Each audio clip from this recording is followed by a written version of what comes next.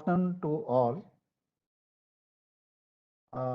First, I will take this opportunity to thank all the state and district officials who have gathered here virtually to attend the seminar on health sector. Before we get into the seminar proper, I would like to take few minutes to introduce the Development Monitoring and Evaluation Office. This is an attached office of Niti Aayog, entrusted with responsibilities relating to outcomes monitoring and evaluation of all the central sector and centrally sponsored schemes. As part of this mandate, DMEO has conducted evaluation of over 125 centrally sponsored schemes of the Government of India between August 2019 and February 2021. It used internationally recognized, acknowledged RACI framework, which includes relevance, efficiency, effectiveness, sustainability, impact, and equity as the basis for evaluation. Apart from scheme evaluation, during the centrally sponsored scheme evaluation, DMEO also conducted top-down sector analysis and also identified best practices.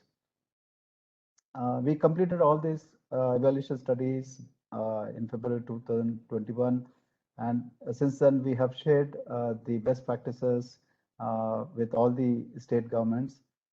If you haven't received it, you can also visit our website where we have uploaded these best practices for easy reference.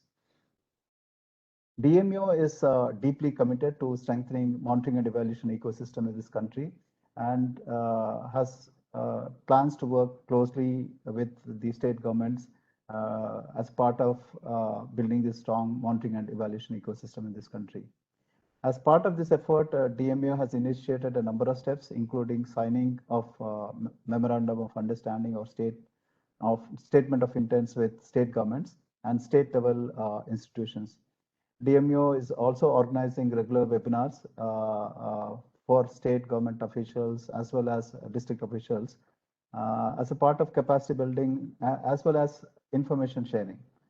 There are lots of lessons to be learned from various state governments. So DMEO wants to create that platform where sharing of information relating to monitoring and evaluation is also made possible. The aim of this online seminar today is to present sector level findings pertaining to health sector with the state officials and have some discussion towards the end. The first webinar in this series was held on 30th June relating to urban sector, and this is the second such webinar where we aim to have similar such presentations for remaining sectors in coming months. DMEO, through its evaluation partner, Ernst and Young, and in collaboration with the Ministry of Health and Family Welfare and Ministry of Ayush, as well as a lot of support from various state governments where the evaluation study was conducted. This study included evaluation of all the centrally sponsored schemes, majority of the centrally sponsored schemes of Ministry of Health and Family Welfare, including National Rural Health Mission, National Urban Health Mission, tertiary care programs, human resources for health and medical education, and schemes of Ministry of Ayush. The study also, as I mentioned earlier, delved into sector analysis and identified best practices. The agenda for our meeting, our seminar today is as follows. We will first have a presentation by Sri Satyam on sector level findings of the evaluation study. This will be followed by remarks from Sri Alok Kumar and Sri Vishal Chauhan. Thereafter, we will have a Q&A from the audience. It's a great privilege for me to welcome our esteemed panelists. First panelist is Sri Alok Kumar, Principal Secretary, Health and Medical Education, Uttar Pradesh, Government of Uttar Pradesh. Sri Alok Kumar is an IAS officer who has authored several papers, primarily in healthcare and nutrition sector. He holds Masters in Public Policy from School of Public and International Affairs, Princeton University. Our next panelist is Sri Vishal Chauhan, who is currently working as Joint Secretary, National Health Mission, Ministry of Health and Family Welfare. He is an IAS officer with more than 20 years of experience in areas of health, finance, and agriculture. He has BTech from IIT Roorkee and an MSc in Policy and Public Management from King's College, London. Our presenter today is Sri Satyam Shivam Sundaram, who leads the strategy and transactions business for healthcare practices in ENY India. He's a fellow in management from IIM Ahmedabad and has a bachelor's and master's degree from IIT Madras. I conclude my opening remarks once again by thanking all the state and district officials who have joined this seminar and looking forward to your interaction. And also, once again, thank esteemed panelists who have spared their valuable time to join us, and my colleagues in DMEO who have joined and who have always contributed extensively to organizing these large seminars. Thank you. Back to you, Venu. Thank you, sir. Satyam, over to you for the presentation.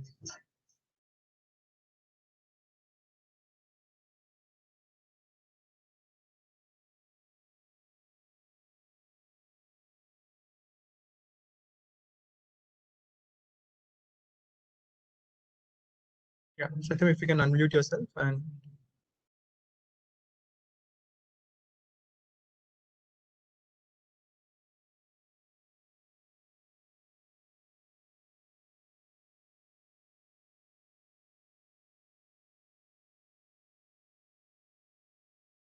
Satyam, you have any trouble sharing the presentation?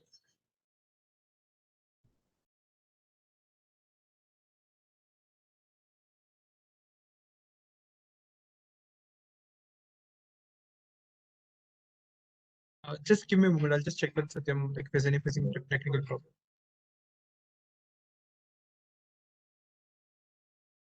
Acknowledge the inputs provided by DMEO in this whole evaluation process as we proceeded and went through this journey, as well as the head vertical of Niti Aayog, including Mr. Alok Kumar, who was the advisor at that point in time. Let me also acknowledge the support provided by the ministry, including the guidance received from ASNMD and the whole team from Ministry of Health and Family Welfare. With that acknowledgement, let me move to the presentation quickly, where I will try and cover it in 5 parts, giving a brief background and approach that we have taken to carry out the study. We'll dwell upon the findings, and looking at the findings and the upcoming challenges, we will try and cover the sectoral recommendations as a part of the 30 minutes that we have. As Dr. Bonu talked about, that this is an evaluation which has been taken by DMEO, and probably one of the first evaluations where so many sectors were being taken up by DMEO to carry out this evaluation. EY was fortunate to be a part of this exercise in the health sector. In terms of particularly evaluation of health sector, we were looking at 3 specific things. One, understanding the sector level performance, particularly focusing on the key indicators, including the NHP and the SDG goals. Then assessing the umbrella level schemes as well as individual schemes, which again was detailed out by Dr. Bonu in his inaugural speech.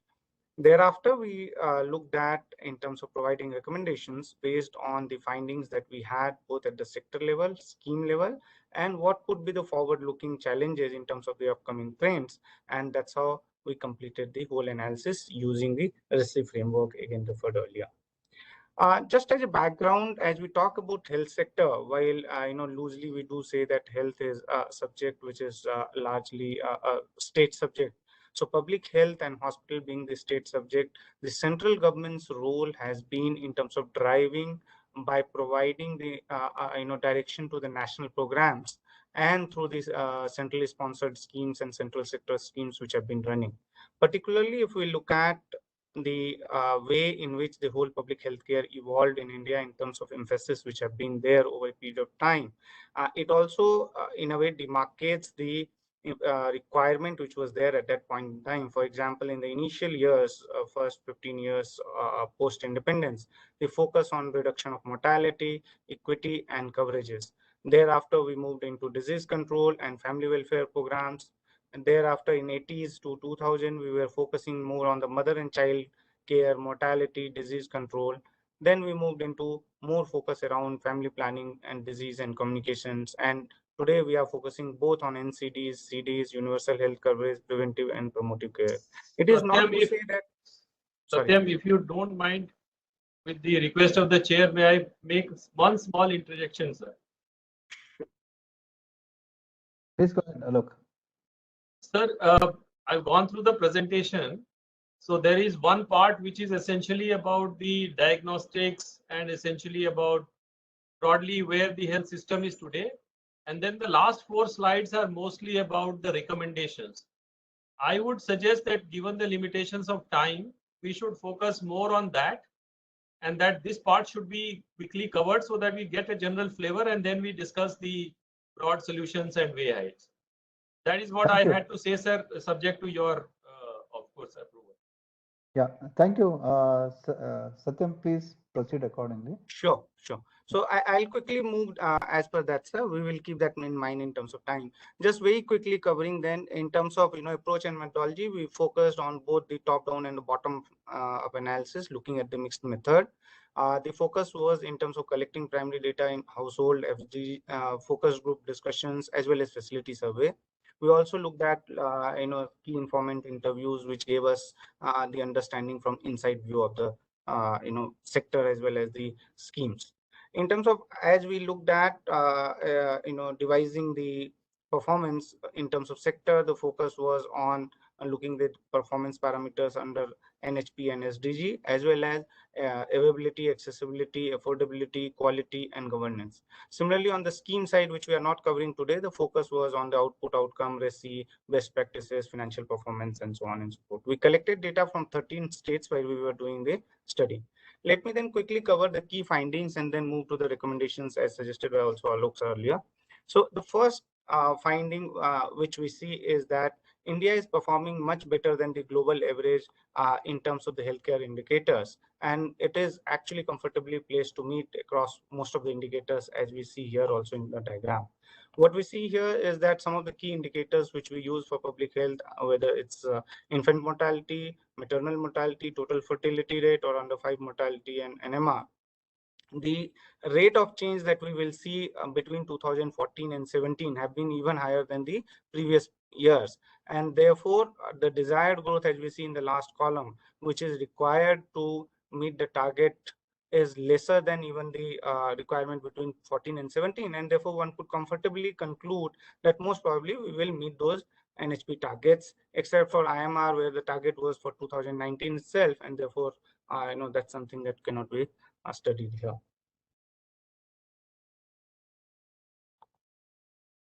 Second was in terms of one of the key focus has been around mother and child care. 60% of the funding in terms of CSS goes towards maternal health care. There again we see a huge amount of improvement that we have seen both in the rural and urban area, whether it is about institutional delivery, whether it's about pregnant women, whether it's in terms of receiving their 4ANC checkup, or it is about the breastfeeding within 1 hour of total live birth. So we do see that each one of them have constantly improved, and we are reaching towards a much better solution, a much better situation than what we were say in 2015-16 earlier. The third important aspect that I wanted to highlight is that even in terms of with all the challenges that public health infrastructure is facing, both in terms of OPD and IPD, in urban as well as in rural area, we do see that the percentage share of government infrastructure has increased.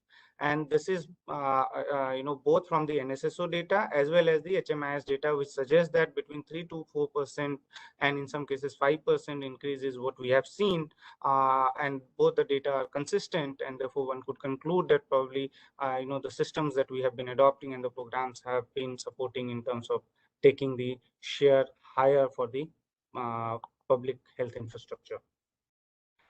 In terms of the other parameters, for example, affordability, we again seem to be performing better. From 69%, we have come to 58%. However, 58% is still very high.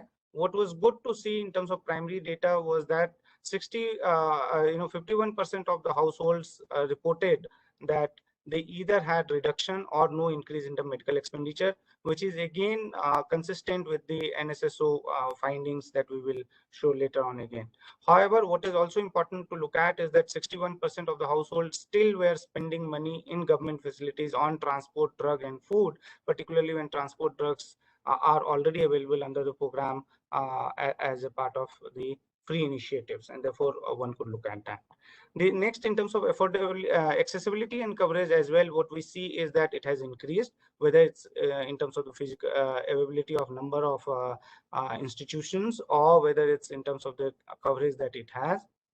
Further, we also have the ICT and telemedicine MMUs as well as 102 and 108 services, and therefore there is a possibility here to relook at in terms of how we will define the accessibility in terms of creation of physical infrastructure in each one of these places, or also providing these transport services with now roads being available to each one of these areas in a much better position than what it was a few years back.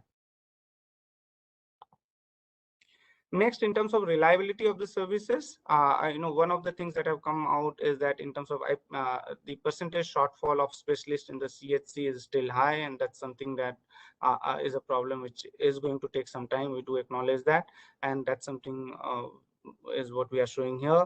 And the other side, in terms of the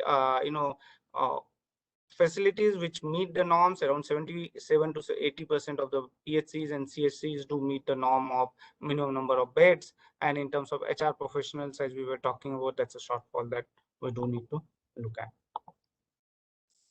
In terms of FRUs and others, again, 24/7 availability is something that is increasing over a period of time, and that's a good trend. And the systems which have been put in place are performing, is what we can look at. Of course, there is a lot more to achieve in this area.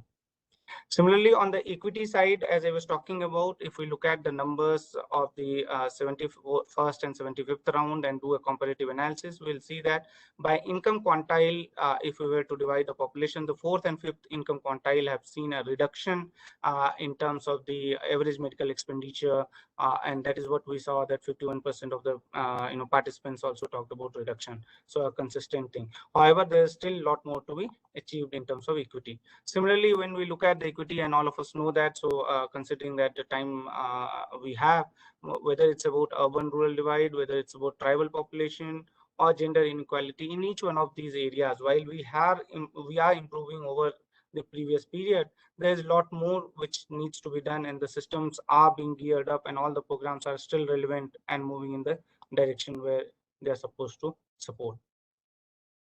In terms of quality, what we saw from our primary survey is that 90% of the participants responded that they were satisfied with the survey in terms of facility, and 10% who were not were largely around either the behavioral issue or the lack of availability of the specialist or the doctors, or they being attentive there.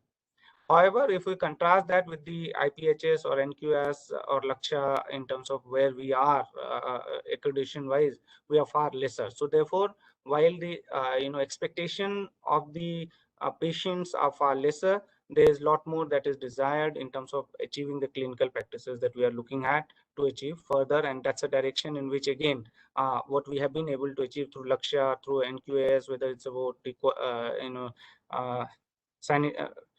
cleanliness or about the standardization process, that's something which is moving in the right direction. The last I'll quickly cover around the intersectoral convergence. I think that's something where across ministries, and some of which we have presented here, there is already happening through district health mission. However, one thing that was observed was in many cases district health mission, the senior officials may not be available, and therefore the level of decision making sometimes gets jeopardized. In terms of PRI and ULB, there has been a constant increase in terms of their participation. Sometimes the lack of capacity at the local government level, for which again there is a lot more activity which has started in terms of training and other things. But that was one of the concerns which was raised by the stakeholders. That was on the key findings part of it.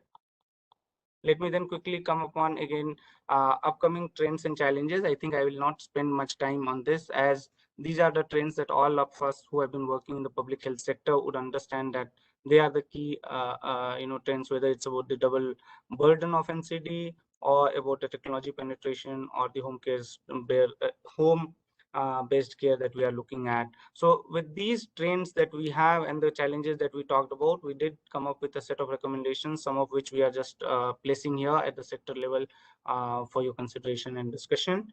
One was in terms of looking at one of the biggest challenges, as we talked about, while OOP has reduced, one needs to further work around this area, and some of the key things that could help us.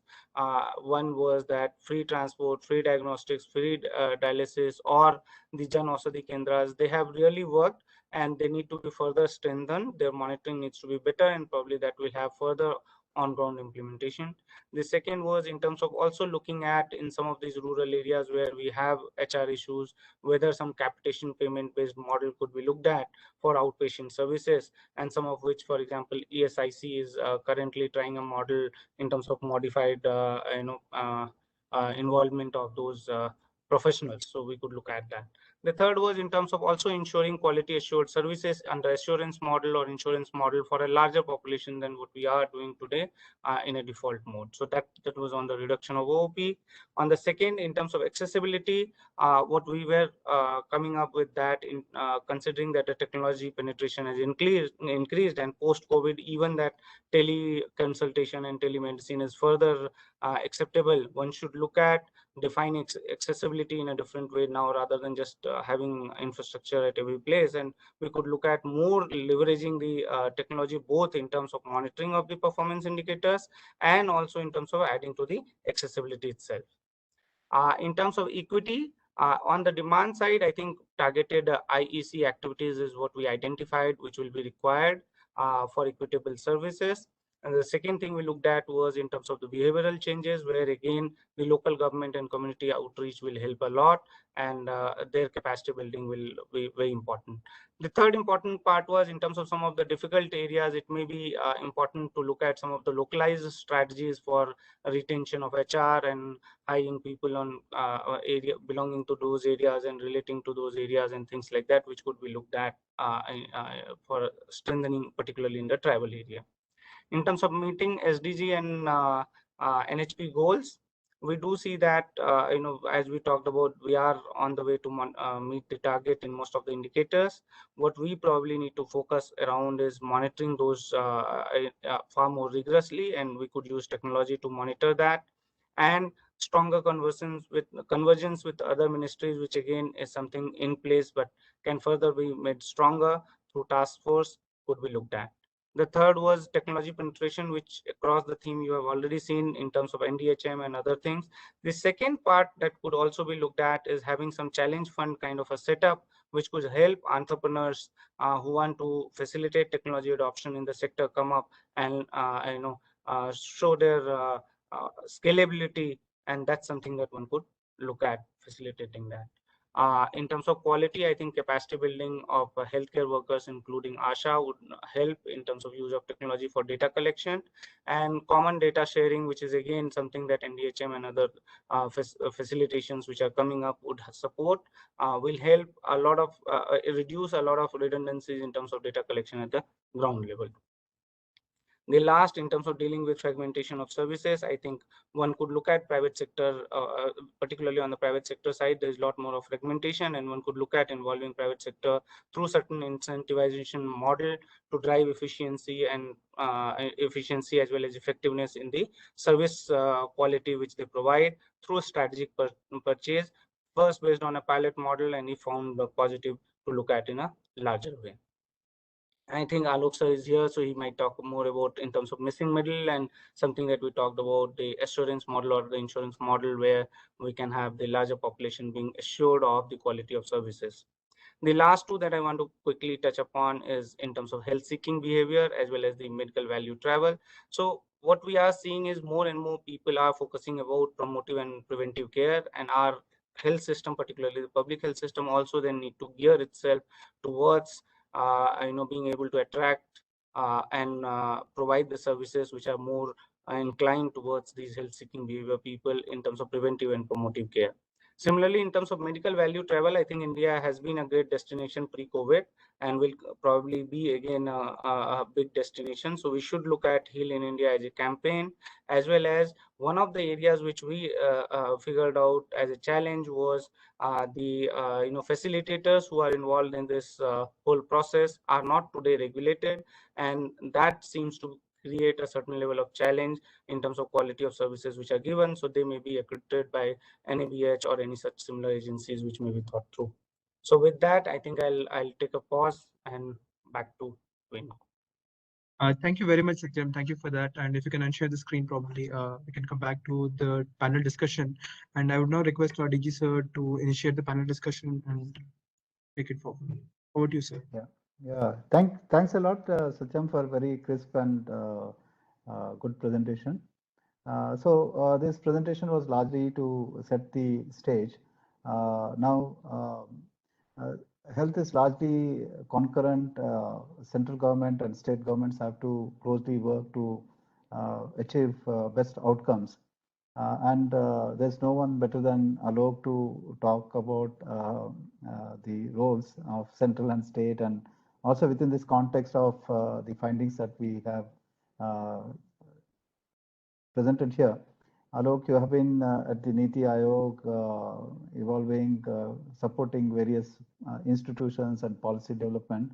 And at state, you are now implementing and leading that whole, one of the largest state in this country. So with this, the floor is yours, Alok.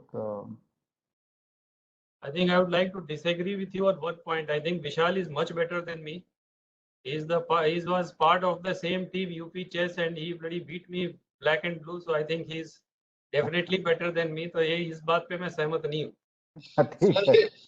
Game of chess is different. Game of health is different. Sir. Sir, I think thank you for the kind words, sir. So I think there are 3 or 4 issues that are confronted with the health sector. The first issue is largely we are in a state of strategic confusion as to where we want to take our health system to. We partly do it on a demand side financing mode, saying is the private sector will respond and we will just pay and we will become big payers, and eventually through becoming payers we will regulate and control the system. But then there is this urge that the private sector comes up in those areas which are where you have more paying population, and therefore it leads to a very skewed kind of investments in healthcare. And then it falls back upon the government to make sure that health facilities are available for the public at large, and particularly those who cannot afford many of these private facilities. Even during the pandemic, one witnessed ultimately it was the public sector which stood by the public, and it was that which really bore the brunt of the patients which were flowing in the epidemic. We can argue about whether the response was a very successful one or not, but if you see the proportion of patients that were treated during this entire pandemic period, you would find that I think 80% or 85% of the load was taken up by the public sector. So sometimes this data, what Satyam was pointing out, that we only account for 40%. We account for 40% because perhaps we have not invested ourselves sufficiently or not equipped ourselves sufficiently to take over the facility. But I don't know whether it reflects a genuine choice. I think we need much more nuanced studies on this, whether this 40-60 distribution or 20-80 distribution actually reflects public choice in that manner, or in some manner it reflects our inability to. So for instance, in the OPD, which is a cheaper service, a comparatively cheaper service, people want accessibility, people want certainty, people want reliability. on that matrix, at least at the far-flung PHC, CHC level, I am talking only with the experience of UP, and on behalf of UP, I am not. It is not possible for me to comment on all other states, but different states, and you will find these statistics not very markedly different whether you go to Tamil Nadu, which has one of the better health systems, or Kerala, even where the reliance on private sector is pretty high. What I found of states where the reliance on private sector was low was where private sector was actually non-existent or existent in very few pockets. Take Assam, take Himachal Pradesh, for instance, take Odisha, for instance, very underdeveloped private sector, and therefore the public has no choice but to go to public sector. So the first point that I'm trying to make is we need to be a little bit more nuanced about how we interpret this data. 3% increase is there, 5% increase is there. Is that something that we should be happy about, or is it something that we should be unsatisfied about? Is it commensurate to the amount of investments that we have, whatever little investments that we have put in, or is it not? I think those are questions that need to address. We need to address ourselves. But what I found, and now I have seen it from both sides of the equation, one at the Niti Aayog level, albeit not directly in a policy decisive role, but in a policy advisory role. And now on the other side, when we are looking at trying to implement those policies at the state government level, the thing that struck me was as follows. We spend a lot of money on program resources, and I think to some extent NHM's success and NHM's single-minded focus has been to some extent been instrumental in getting that about. But unfortunately, where the NHM has failed is it has failed to get the corresponding degree of financing from the state governments. So barring what the minimum that is required to match what Government of India is giving, I don't see state governments putting in their money. And if you look at how the finance system operates, the state finance secretaries really don't see investments in health as a priority at this point in time. But because Government of India is giving 60 rupees, they are happy to share that 40%. And therefore, only that gets done what is focused under the NHM. A large rubric of the health activities, as you saw, I think your focus on the maternal and child health has yielded results, and that is seen. But we have now broadly started that health and wellness movement. We have to see how it shapes up.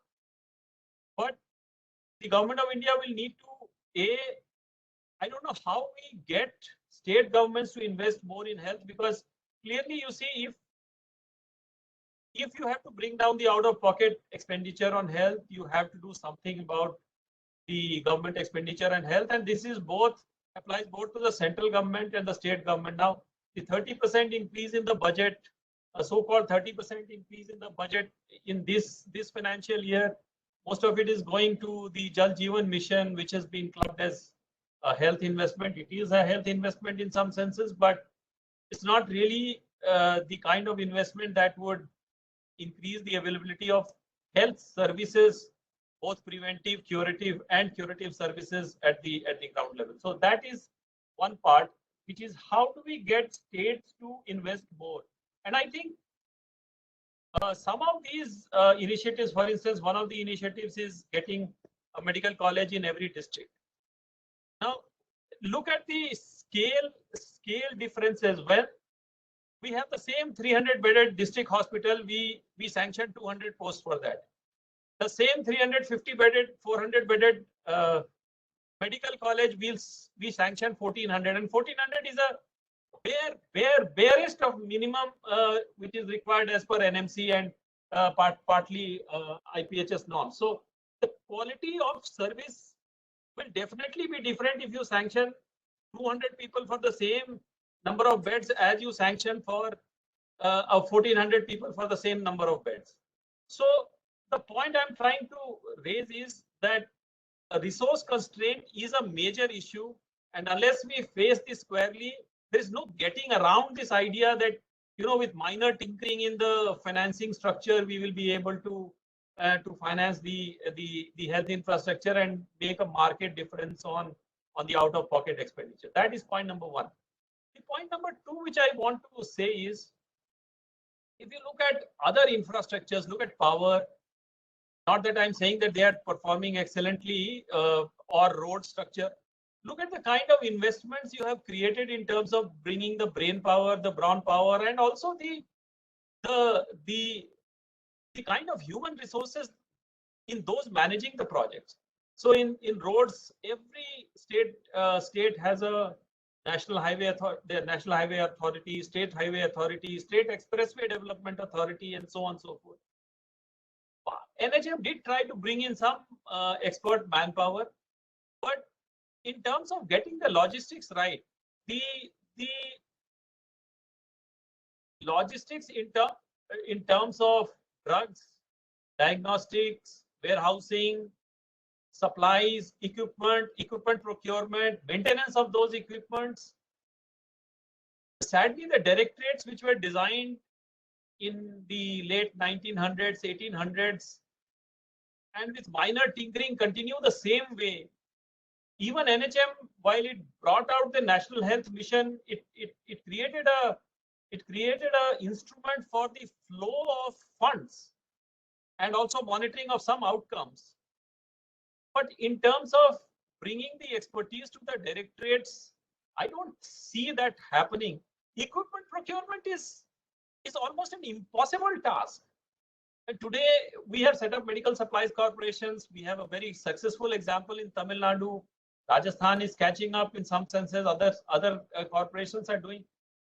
But at least even in UP, even in the health department with a medical corporation, once they were saddled with COVID duties, everything else took a back seat. So last year, the health department surrendered almost 190 crores of equipments only because we have sanctioned maybe 20 or 21 positions in that whole corporation, and that is how the corporation is supposed to run. So even when we create these corporations, when we say that, yes, we are actually strengthening the health system, zilch. I'll tell you about medical education setup. I'll give you a scale example. So by 2017, we had 17 government colleges. In the last 4 years, we have added 7 more. This year, we are adding 9 more. Next year, we will be adding 14 more. Year after that, if Satyam is successful, we will be adding 16 more on a PPP mode.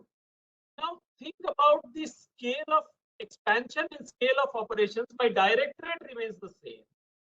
There is no construction management activity worth its name that I have at my disposal. And we have one XENB which we borrow from SGPGI or KGMU, who does all kinds of project management, and also I also the government of India does a lot of things. So now they are funding us to build super specialty blocks in the established medical colleges.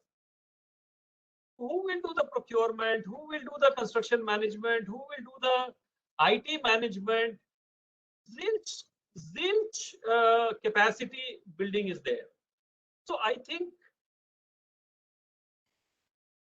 and somehow the problem that I see in the state government is they can spend hundreds of crores of rupees in terms of building beautiful infrastructure of the medical colleges or institutions or hospitals.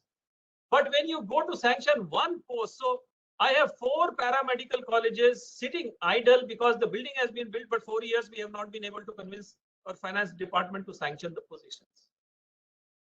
Now, buildings will not deliver you the health services. You will need this. So HR management, IT management, and construction management and procurement management, these 4 functions, unless a small proportion of money is of the program money of the government of India, because I think we have, the state government, we have become very lazy. We just follow what the government of India sets up. We have outsourced our thinking totally to them. And therefore, when they say that they are investing money on this, the state promptly matches whatever share it has to. But for me to convince the state governments to create, so we are now investing in terms of creating a program management cell, because managing 30 medical college projects at one go is no joke. Then, of course, the HR issue always remains, as was pointed out, the logistics issue. So, for instance, the operation of drugs, even essential drugs, many times there are stockouts we are not able to replace. We have been trying to introduce the passbook system where every hospital will get an entitlement from where, and they draw from a central drug warehouse, but it has not yet been fully implemented. Many times the essential drugs which the Medical Supplies Corporation is supposed to supply, but because the rate contracts are expired, tenders have not taken place, therefore there are gaps. So the point which I'm trying to say is, although rhetorically we say free diagnostics, we say free drugs, but the back end work that we need to do to make it happen on the ground, on that there is very little investment. And somehow or the other, it is seen that if we invest in creating more manpower at the grassroots level, yes, there was a case. You created Ashas, they have functioned more or less decently, and in some senses, some of those investments are giving handsome returns. But this strengthening of the back end, partly sometimes World Bank, etc., do some of these things, but as a conscious policy, I think we have avoided confronting this this demon, as it call it. And I think unless it is forced down the throats of the state governments, we will find it very difficult. If they find somebody, World Bank, to spend, I've seen UP Health System Sensitize project. They ran merrily for 4, 5, 6 years till the time World Bank was funding. The moment World Bank funding ended, everything was disbanded and everything is now back to the square. So I think this, so what I am pitching for is a lot of management inputs into the health side, and not necessarily doctors. A lot of management inputs in terms of inventories, in terms of stock management, in terms of IT management, and in terms of the logistic management of this entire operation. I think there is a case for substantial investment in that. And the last point which I want to make is, the second last point that I want to make is that the CMO offices, the chief medical officer, or the civil surgeon's offices, as they are functioning currently, whatever you send there will not be utilized well. I'm very convinced about this because one has seen that there is very little accountability of that system, at least in the states that I see. It might be better off in many other states. Maybe Vishal would be better placed to comment upon that because he sees the functioning of many other states. But it has become dysfunctional in some senses, and the kind of what should I say, the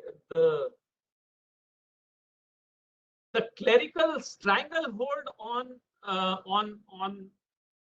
the spend through these offices is just phenomenal. And Vishal doesn't do any favor to them by getting a 1600 column matrix of funding NHM PIPs.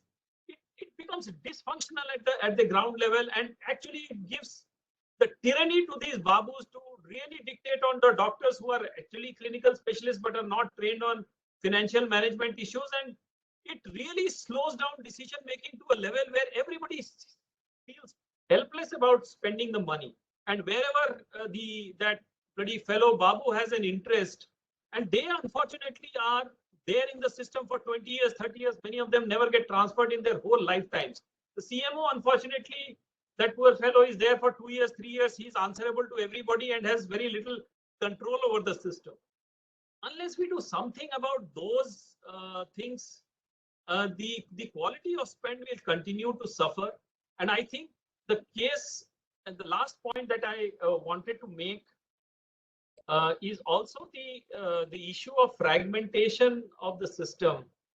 Unfortunately, the program focuses, although we say now we have integrated and we have a kind of a health system approach, but still those vertical silos continue to run. The TV silo continues to run separately. The RCH silo continues to run separately. In UP, we have specialized the art of fragmentation. We have created a family welfare directorate, which is almost, I mean, as close to dysfunctional as one could describe it in polite terms. And we have a health system directorate which is functioning, but it depends on the incumbent at times. Again, the tyranny. Well, I'll tell you my own examples from some time back, and I don't see any reason why there is any difference. Even to get a bill moved, they ask for money from me as the CEO of RSBY to just get that past that bill. That they had just had to do a signature. I had verified everything, and that is the level when I was secretary to the chief minister, also holding charge of CEO RSBY. So we have to somehow get rid of this tyranny of babus, and unless we infuse talent at a managerial level to assist the DG or somebody who is functioning there, we will continue to get the outcomes that we are, despite whatever money. So money is only a necessary condition, but not a sufficient condition. So what I'm trying to argue is three things. I'll sum up what I had to say by saying, one, that we need more money on health, and we need to decide how much do we trust or engage with the private sector in terms of delivery, and how much do we strengthen our public health system, because there are pluses and minuses. There are no right answers. There are no wrong answers, but we need to decide. I think I quite like Satyam's idea of testing alternate payment mechanisms also. The salary, we have so far relied only on a salary-based payment in the government sector. There's no reason why that should always be the case. We could think about some other ways of compensating our health personnel. So that is point number one. Point number two, more funds. Point number two is a lot of bringing in a little bit more heft in terms of the managerial skills, both at the directorate level and at the district levels, because the current system as it is designed may not serve us the purpose, and particularly if we want to strengthen our public system more, we need to do a little bit of an investment on this side. The third thing I would argue is that the logistics part needs to be gotten right. We need a little bit more thought and efforts on that side. Lastly, the point I was making was essentially about the IT systems and, of course, delivery mechanisms. How do we leverage technology to deliver more in terms of adherence to quality norms, adherence to protocols?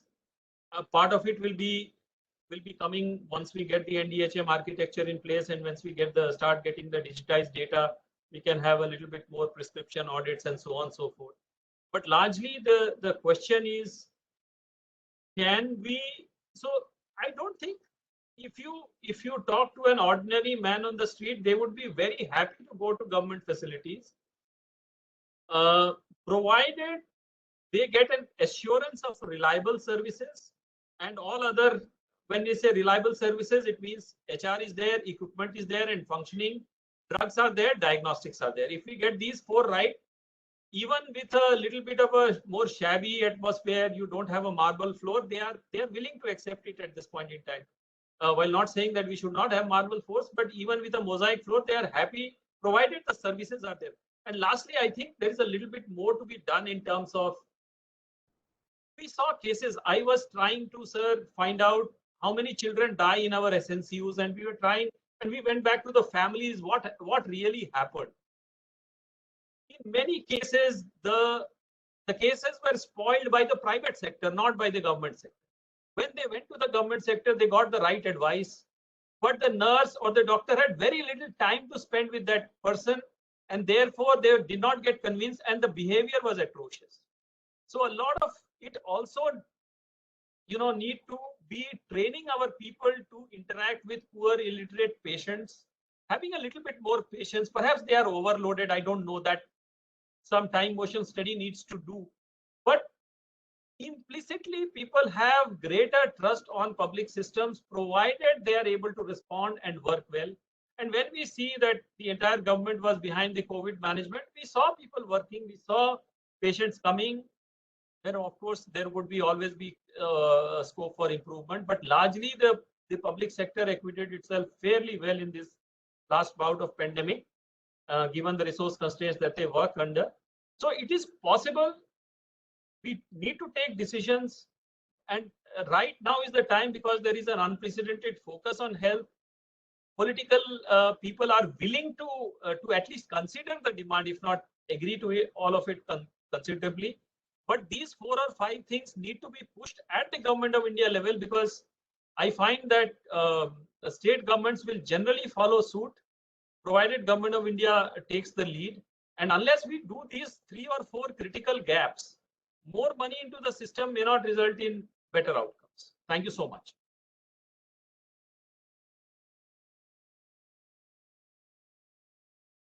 Thanks, Alok. As always, your connecting dots and narration is just brilliant. And also the succinct way you bring out the issues with such clarity in such a complex context, I think is also remarkable. I think your emphasis on management, institutions, and definitely, of course, more resources, especially from state governments, I think is just brilliant. And I just I think one more sure, point. sure, I'm sure. sorry I'm taking everybody else's time, but I just can't stop myself since you have provided me this forum. Please suffer me then. So what I'm trying to say is one other thing which is now getting out of hand, and this is this idea that we will have contract employees, we will not have regular government employees, because this contract employees business, and then what you get, you fix a rate. So nurses, you have fixed something about 20,000 rupees, in hand they get 16,000 rupees. What happens is they get and you then outsource it to a manpower outsourcing agency. You never get quality there. So at least for 4 cadres, I would plead with everybody who is concerned, the doctors, the nurses, the paramedics, which includes the technicians, at least, and the pharmacists, at least 4 cadres. We see nurses grow, they get trained over a period of time. They have a career prospect to look forward to. They get invested in the system. These guys who come on, and I'm not faulting them for that. They come here because they are not getting jobs anywhere in any case. Therefore, they come through this manpower outsourcing route. They are willing to accept the lowest that can be paid, but they have no stake in the system at all. How do you train a pediatric nurse, for instance, looking after children is not an easy job. You can't have every day a new fresher coming, and and because you are not offering any permanent employment, there is a constant churn that is going on. So for heaven's sake, this idea of outsourcing to a level where the quality of services start getting suffered, I think there is something that needs to be done about this as well. I think this is also, I strongly feel, I made a case before our finance department, God knows whether they agree or not, but I think I hear a lot of leadership from medical institutions making this case that this outsourced business, there is a limit to where outsource. So there must be some proportion that must be fixed on this as well. So thanks, Alok. Thanks for your additional intervention. So clearly, your emphasis on improving the management, given the complexity of equipment procurement, logistics, and also hospital management is extremely complex task. It involves multiple disciplines. While we expand the field presence, we have been neglecting the back-end management strengthening that is required. I think this is a challenge not just for health sector, but I think it also reflects similar challenges in education sector too. Truly, while we expand ourselves, I think it's very important to build the back-end management and also IT. And I hope this point is noted by everyone. And at the least, I think some sort of a study to understand whether the management depth that is required for such a large, extensive health systems that we currently have and also plan for future, I think is definitely warranted. The other challenge is how do we motivate states to invest more? The government of India has been doing its best and has increased allocations to health. But large part, the additional part has to come from the state governments. They really haven't. They are doing only at the rate of 7-8% per year, which is like normal. It is just commensurate with the, I mean, whatever the numbers. If you see the numbers, if you lump the investment in Jal Jeevan Mission into health and then say that you have increased health allocation, I'm sorry, that to me, I mean, Vishal obviously is smiling. He will not comment. But no, but still, there is scope for increased investments at national level. But I think, as you have rightly pointed out, where is the state government's investments? And if you limit yourself to the minimum that is supposed to be invested just to match CSS, I think it also shows, there's a lot of scope there. So with this, I would now request Vishal to come in. Vishal, floor is yours. And thank you very much, sir. Good afternoon, Shekhar sir, Alok sir, and all the panelists present here. Sir, we would like to place on record our acknowledgement on the efforts of DMEO in coordinating and supporting the evaluation of National Health Mission, sir. Not only this, you also evaluated 7 tertiary care scheme and other schemes, sir. These schemes, this feedback was very, very valuable.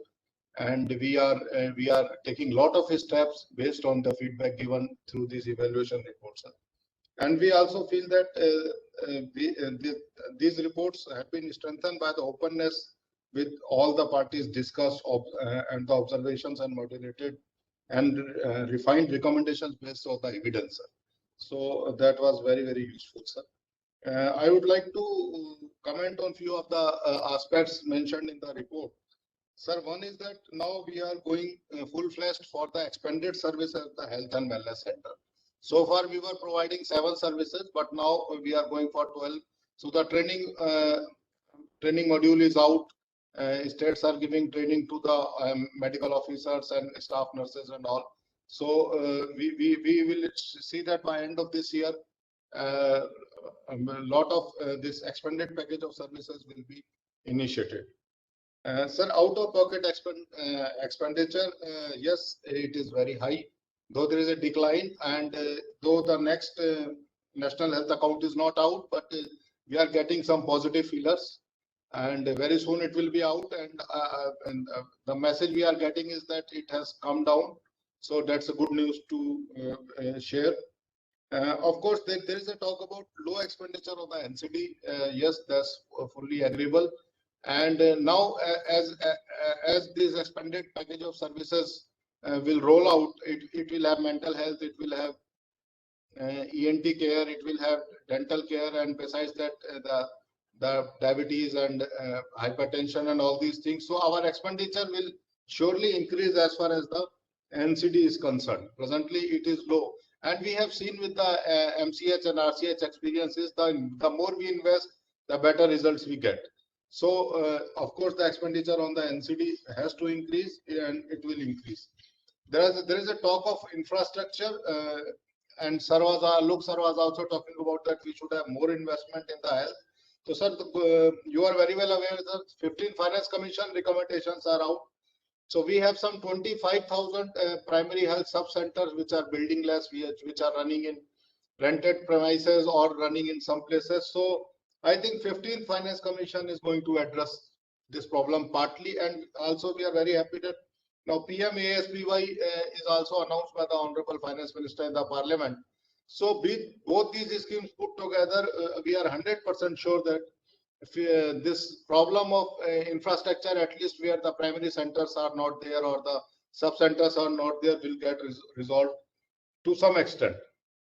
Also, sir, human resources here, sir, you have hit the nail on its head. It is the most important thing in the health sector, sir. And now in the central government, I can say that, sir, we are pursuing this matter with lot of efforts. Sir, the various shortages in various states, both in the regular as well as the contractual, this thing has been put on the e-Samiksha, sir. We hope that Cabinet Secretariat will follow it up with the states, and we will also follow it up. So we are also trying to put in on the agenda of Pragati, that annual monthly meeting chaired by Honorable Prime Minister. So we hope that with a higher level push to this agenda will surely help in getting us more HR in the field in the state. Sir, we have given lot of solutions, sir, but point is that the solution has to come from the state only. The implementation has to come with the state. Sir, we are also suggesting that this human resource appointment has to come out of the SPSC, sir. It takes at least 3 years to complete any recruitment, sir. And when there is so much of the Public Service Commission are not able to do this, sir. So we have to have a board in the health department, independent board or some mechanism, but SPSC's Public Service Commissions are not the solution as far as the recruitment is concerned, sir. Sir, there are issues of local government, so I hope this 15 finance commission is envisaging the role, because lot of money, some 64,000 crore is going to the urban local bodies and the rural local bodies, so they are going to have this role, sir. On convergence also, sir, we are working very closely with the donor ministry, with the minority affairs ministry. It's a good news, sir, that with this pandemic coming, a lot of these funds are going to which were earlier going to the roads or the power sector. For the last 1.5 years, these funds are going into the health sector. So donor also, minority affairs also, the tribal affairs ministry, now they are spending on the health sector, and we are getting proposals from the state. We are strongly recommending it, sir. Sir, technology, there is a discussion on the technology. Technology is going to play a very important role, sir. This National Digital Health Mission is going to roll out very soon, sir. And we think that UHID is going to be the game changer, sir. Once the unique health ID will be, right now we have an NCD portal, sir. So we will issue the UHID through NCD portal, and right now data entry is done in the RCH portal, that data entry is done in the NICSHA portal.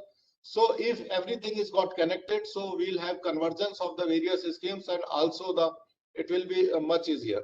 Also, sir, it will help us in the referral. Primary health center, somebody got referred to the higher facility. We don't know whether he has gone there or not, what treatment he got it. There is a reverse referral that is also not updated.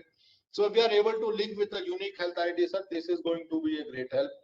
Under the ECRP2, sir, we have introduced the HMIS. We have ensured that all the districts and all the major hospitals of the country have the HMIS, hospital management system, and also we are investing a lot in the e-Sanjeevani and the teleconsultation. So today we are able to do 50 to 60,000 consultations per day. The target is that by end of March 2022, we should be able to do 5 lakh consultation per day. So that's the objective. The good thing about ECRP2 is it has to be implemented within March. So within a period of 7-8 months, we have to implement both these things, sir. Sir, there is a talk about equity, sir. The data shows that in the tribal areas, the number of sub-centers or the primary health centers or in the CSCs have come up many times more than as compared to the other areas. So, of course, there is an issue of quality, sir. There is an issue of Indian public health. Sir, we are going for revision of the quality guidelines, and we are also going revision for the Indian public health standard. The IPHS were made in 2012. After that, lot of infrastructures have come, lot of schemes have come. And sir, what we have proposed in the EFC note for the extension of the NHM is that by end of 5 years, that is 25-26, we will be able to achieve 50% of the facility which will be IPHS compliant, and 50% of the facilities will be NQAS or the quality compliant. Presently, sir, this figure is, you are very well aware, it's 5% or 10%. So the target is that at least within 5 years, we should have 50% of the facility NQAS compliant. Then, sir, one more thing is getting introduced is that we are going to have a very robust portal where right now NHM is getting implemented, ECRP2 COVID response package is getting implemented, then 15th Finance Commission is coming, and then PMAS by coming. So we need to have a very robust portal where many schemes are funding the same scheme, whether it's a wellness center or it is a building less infrastructure creation. So we need to have a portal so that we know which money is used where and what purpose. So this is there, sir. And in the last, sir, I would like to respond to Alok, sir, what he said, sir. There was a scheme called, sir, Rashtriya Krishi Vikas Yojana, if you remember, sir. They had at that time it was a formula that, you know, if a state increases their state share by certain percentage, then only the allocation for the next year will be decided by the central government. So we have to encourage states. They should not just feel happy that if they give 40% of the state share, that is not sufficient. They have to spend much more than that. So we have to think of some model like this. Then, sir, talk about lot of management. So, sir, 2 days back we were in the Niti Aayog, sir, where we made a presentation before Dr. Paul, sir. And then, sir, we are going for a health management cadre. In the health, we have lot of cadre. We have 50 kinds of cadres are there: doctor cadre, nurses cadre, lab cadre, paramedical cadre, and all these things. But there is no management cadre, sir. So we are going for a management cadre where we are thinking that like 60 to 70% will be professionals with a public health management degree. It can be 1 year, 2 year, or 3 year, and some 30-40% should be, you know, professionals with MBA HR, with MBA supply chain management, with MBA logistics management, with IT expert, with biomedical engineers. So we are going to have this kind of a public health management cadre, and they will take care of this procurement part. They will take care of this logistics part. They will take care of the construction monitoring part. Of course, the human resources part, training part. So, and doctors will be more free to run their program, national programs and all these things. So this is very high on the agenda, sir, and very soon in consultation with NITI, good development is going to take place, sir. Then, sir, there was Alok, sir, also talk about FMR code is streamlining. We understand, sir. Presently, there are very large number of funding lines are there, and within that there is a tribal, there is a this thing. Then there is a SC component, there is a tribal component, there is a general component. So also a lot of it becomes very, very complicated. Sir is absolutely right. So, sir, the efforts are on to streamline it. One round of streamlining has been done. Also, sir, we are thinking of a 2-year PIP. Right now, we have a 1-year PIP. So 3 months we do the discussion with the states, and then by the time they implement, again we call them for the next year. There is a supplementary in between, then again we call them for the next year discussion. So we would like to plan it for 2 years. So that's the idea, so that once states have a better planning horizon, they get more time to implement, because any construction activity for that matter is not get completed in 1 year. So we are working on that, sir. Contract employees, yes, sir, it should not be there. So as we said, posts are vacant for regular as well as for contractual. States which are filling up the post, they are filling up in the regular also, in the contractual also. So contractual employees are not the solution. So there has to be a regular cadre, also including health management cadre, and posts have to be filled up. So, sir, we are making all the efforts to ensure that these schemes get implemented. And lastly, sir, I would you have very well pointed out, the report very well pointed about the tertiary schemes.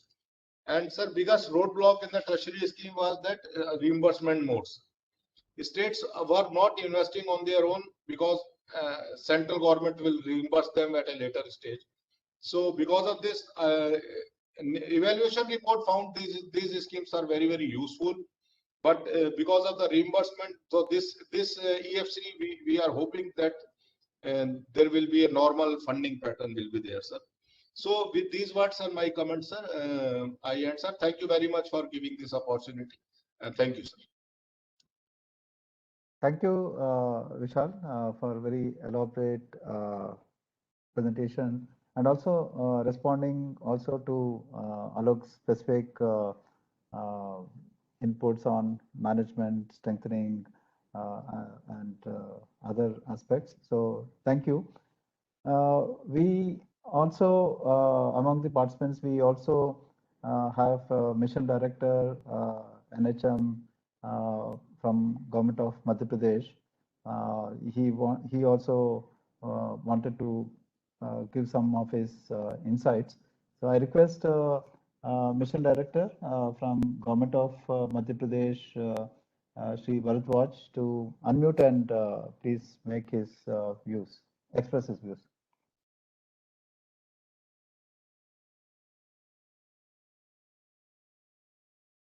Yeah, please unmute and speak. And maybe you can also switch on your video so that we can see you.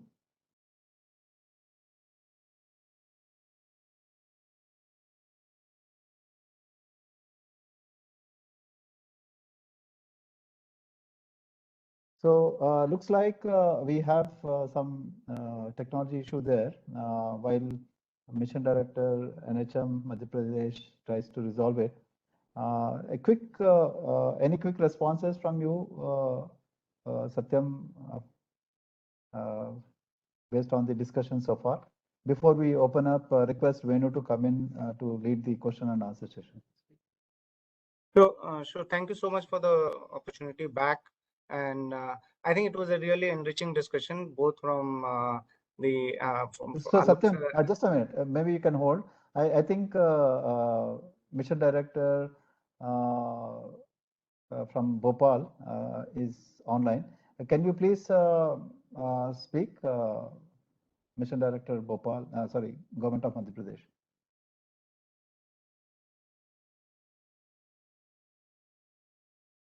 Mission Director now, Yeah. after Madhya Pradesh, can I also make some points? Yeah, please go ahead.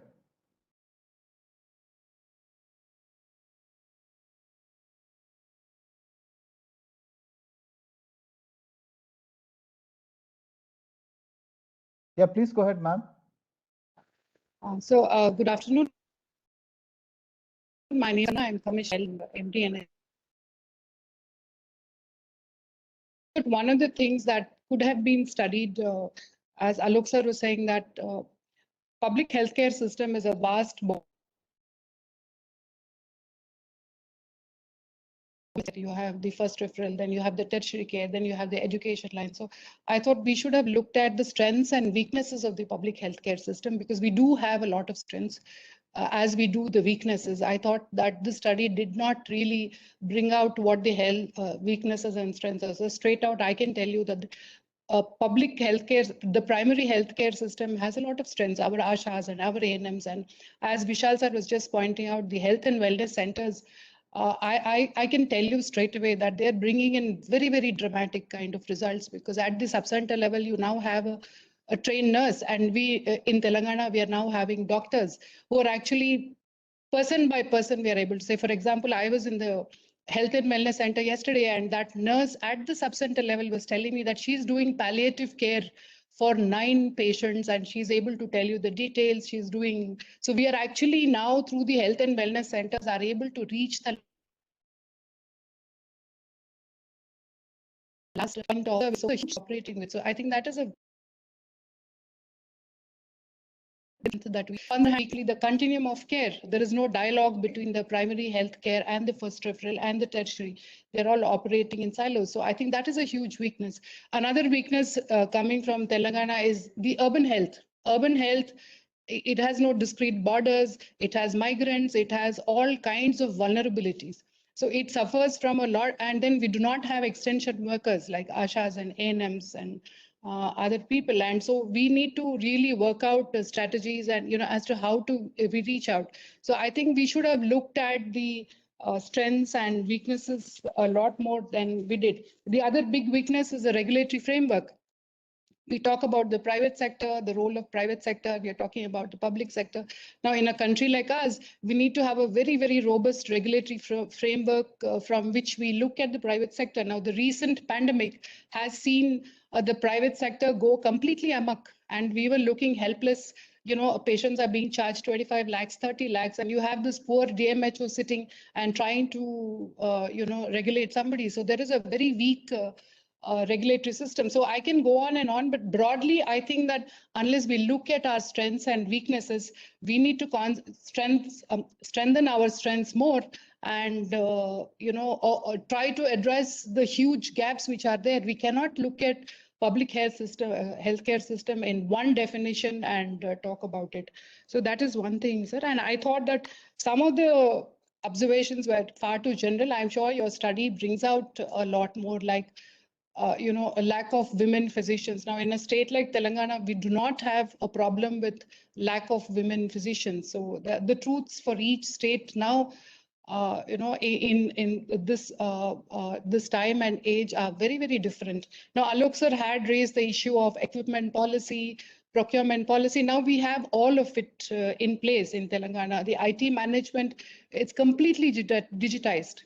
We have, out of the 3.4 crores, we have now, as an MD NHM, I have 2.3 crores online with unique ID, which is sitting across all programs, and we are able to real-time track pregnant women. We are able to see MCP cards. So there are some states which have, probably because of the geography, probably because of the compactness, for whatever reason, some breakthroughs have come. So there has to be interstate, whatever dialogue as well. So just coming to, and nationally and policy wise, and I think in terms of the mind, we have been able to get breakthroughs like free diagnostics, we have it, but free drugs, even at the NHM level, there is some kind of a freezing of that, because we do have this PM stores, which has again a lot of faults. If that is freed up, like the free diagnostics, I think we should get very good breakthroughs in free drugs. Free diagnostics, we are able to get a management model which is going well. So I just think that we need to, this dialogue has to be at many more levels than it is currently doing, because the non-state players, the kind of breakthrough in medical science is so much, the kind of breakthrough in public health management is so much, that this has to be much more evolved and much more nuanced. Thank you very much. Thank you so much, Madam Karuna, Commissioner Health Telangana, for joining this panel discussion and for very, very interesting and great insights. In fact, I think your insights and your interventions would be extremely helpful, because DMEO is going to launch very soon a very elaborate study on health and wellness center, where again, I think some of the best practices and some of the advanced states need to be captured so that it can be scaled up across the country. So definitely my team who is here on this video conference have already noted down, and they'll definitely get in touch with you. So I also want to clarify that today's presentation was largely, as I said, we had two elements to the study. The top-down study looking at the broad sector issues, and the bottom-up, very, very detailed analysis of each of the schemes. So today's presentation was more about the broad scheme level, broad system level intervention. We will soon try to also share and present the sector level, scheme level. If you are interested, we will. So any secretary's health or director health who are interested to get the much more detailed evaluation reports, please do let us know so that we can share with you very detailed scheme level analysis which includes the RACI framework. We also looked at a lot of cross-cutting themes. So with this, I will now turn over to Satyam to quickly, if you have any viewpoints. Otherwise, we'll let Venu to take us through the question and answer session. Satyam. Thank you, Dr. Bonu. I'll just take 2 to 3 minutes. I think very pertinent issues raised and discussed today with Alok sir, Vishal sir, as well as from Karuna ma'am from Telangana.